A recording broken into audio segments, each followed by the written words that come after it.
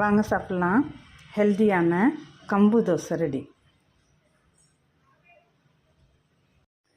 Hi friends, வாங்க நம்ம இப்போ கம்பு தோசை ஹெல்த்தியான ரெசிபியில் கம்பு தோசை பண்ணிக்கலாம். அதுக்கு 1 கப் கம்பு எடுத்துருக்கேங்க.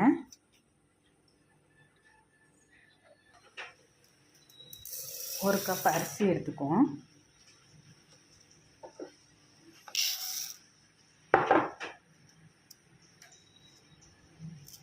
ஒன்றரை கப் அரிசி,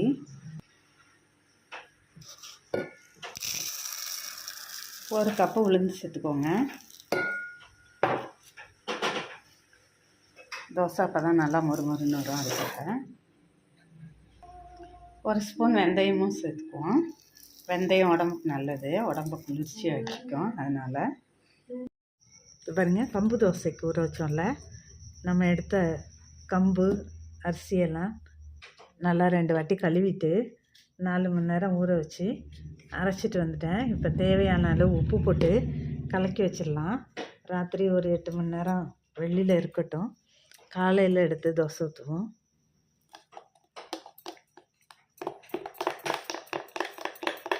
நான் கொஞ்சம் தான் அரைச்சேன், அதனால் மிக்சியிலே அரைச்சிட்டேன். நீங்கள் கிரைண்டரில் வேணாலும் அரைச்சிக்கலாம். தோசை மாவு தான், அதனால் தோசை மாவு.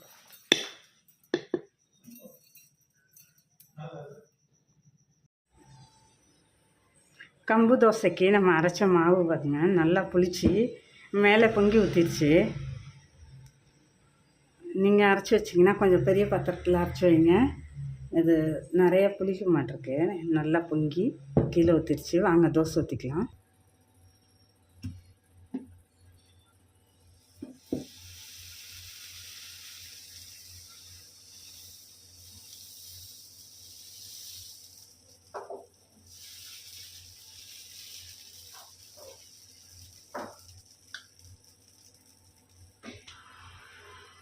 நல்லா 2 ஸ்பூன் நெய் விட்டு நல்லா மொறுமொறுன்னு வேணுங்கிறவங்க மொறுமொறுன்னு சுட்டுக்கோங்க.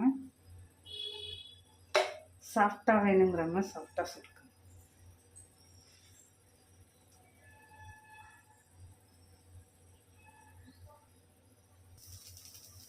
நார்மல் தோசை மாதிரியே நல்லா கிறிஸ்பியாகவும் வரும். இந்த பாருங்க,